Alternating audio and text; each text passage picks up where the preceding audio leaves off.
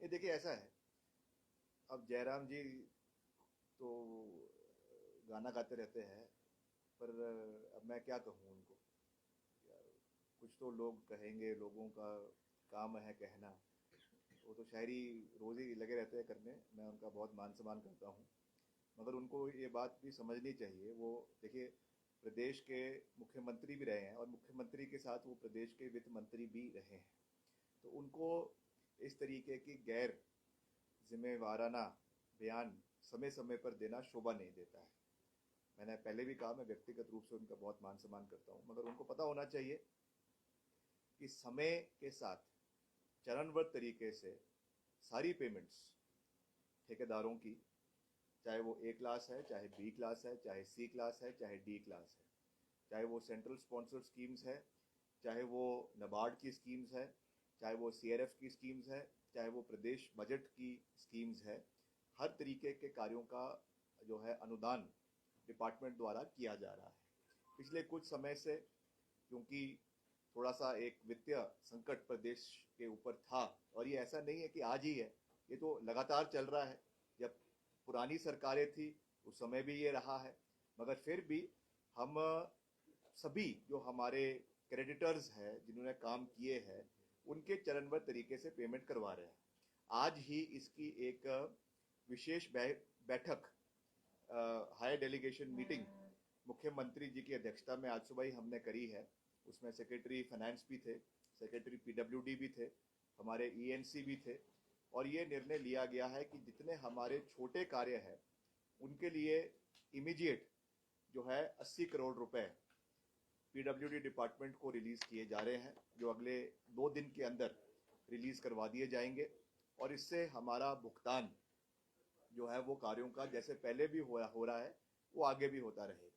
तो मैं समझता हूं कि जयराम जी को ठेकेदारों की इतनी चिंता नहीं होनी चाहिए।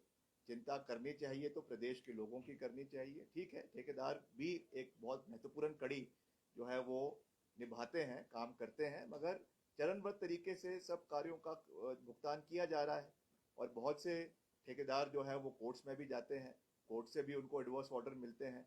तो मैं उन चीज़ों पे अभी विस्तार पूर्वक नहीं जाना चाहता हूँ, मगर वी स्टैंड कमिटेड कि जो भी लाइबिलिटीज डिपार्टमेंट की है उसको हम चरणबद्ध तरीके से पूरा करेंगे। मगर मैं आपको ये बताना चाहता हूँ कि पीडब्ल्यूडी डिपार्टमेंट जो है वो आइसोलेशन में काम नहीं करता है, वो एज अ होल सरकार का एक विभिन्न अंग है। इसलिए जो डिस्ट्रीब्यूशन, जो एलोकेशंस डिपार्टमेंटल वाइज हर डिपार्टमेंट को करवाए जाते हैं, उस तरीके से हम सरकार के सहयोग से इसमें कार्य करेंगे। और जैसा मैंने कहा कि 80 करोड़ रुपए मुख्यमंत्री जी ने आज सुबह ही स्वीकृत किए हैं, जो हमारे छोटे ठेकेदारों की जो अदायगी है पिछले काफ़ी समय से, खास करके जो आपदा अभी पीछे भी आई थी उसकी भी है, उसको इमिडिएटली उसका भुगतान किया जाएगा। अभी मैं डिपार्टमेंट के अधिकारियों को उसके बारे में बुलाऊंगा और उसमें दिशा निर्देश दिए जाएंगे और उसको उस पर कार्यवाही की जाएगी। सर, आपका भी विजिट रहा तांदी गांव में और मुख्यमंत्री भी गए हैं, तो किस तरह से जो है ये देखिए, मैं धन्यवाद करना चाहता हूँ मुख्यमंत्री जी का। जब मैं तांदी से वापस आया था तो एक विशेष मांग जो वहाँ पे लोगों ने रखी थी, करीबन 23 वहाँ पे मकान जलकर राख हो गए थे पूरी तरीके से। उन्होंने कहा था कि जो आपदा के दौर में जो राहत राशि सरकार ने घोषित करी थी, 7 लाख रुपए टोटली डैमेज हाउसेस को, और 2.5 लाख रुपए जो है वो पार्शली डैमेज हाउसेस को वो की जाए।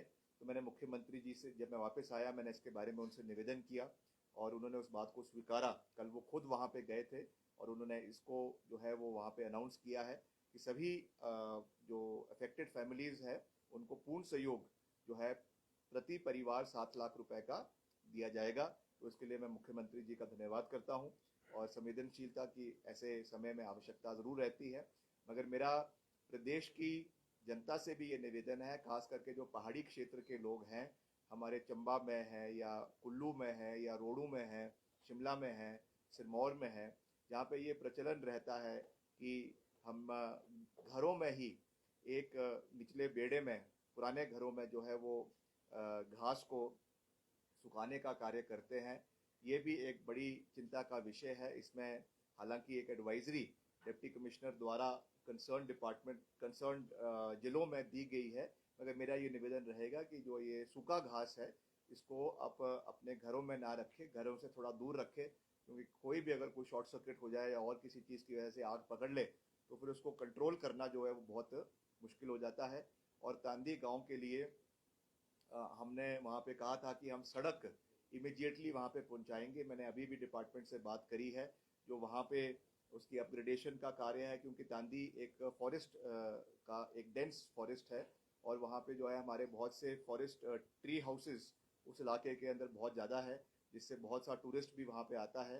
तो अच्छी कनेक्टिविटी इलाके के अंदर हो, इसके लिए हम उसको कार्य शुरू कर रहे हैं। मैंने डिपार्टमेंट को कहा है कि जो हमारा PMJSY 4 अभी शुरू होने जा रहा है उसके अंतर्गत इस सड़क को, आपकी तांदी सड़क को भी डाला जाएगा, ताकि वहाँ पे ऑल वेदर कनेक्टिविटी साल के 12 महीने वहाँ पे लोगों को उपलब्ध रहे, टूरिज्म इलाके के अंदर बढ़े।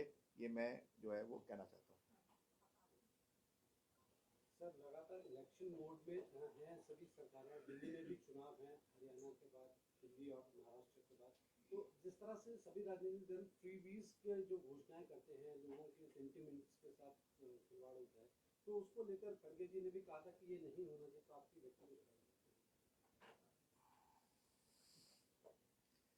देखिए, ये ऐसी चीज़ें होती हैं जिसपे पार्टी का जो सीनियर लीडरशिप है, चाहे वो राष्ट्रीय स्तर का है चाहे वो प्रदेश स्तर का है, वो इस चीज़ पे जो है वो कॉल लेती है कि किस तरीके से हमें इलेक्शन मोड में उतरना है और निर्णय लेना है। मगर मैं व्यक्तिगत रूप से, ये पार्टी का मत नहीं है, मैं व्यक्तिगत रूप से मैं कहना चाहूँगा कि इसके ऊपर, जैसा आदरणीय खड़गे जी ने कहा, हमें कोई भी पार्टी हो, चाहे भाजपा है, चाहे कांग्रेस है, चाहे आम आदमी पार्टी है, इसके ऊपर एक सीरियस मंथन और चिंतन होना चाहिए कि हमें किस ओर हम देश को और प्रदेश को आगे लेकर जा रहे हैं। निश्चित तौर से चुनाव में जब जो भी पार्टी उतरती है तो वो अल्टीमेट एजेंडा चुनाव जीतने के लिए उतरती है।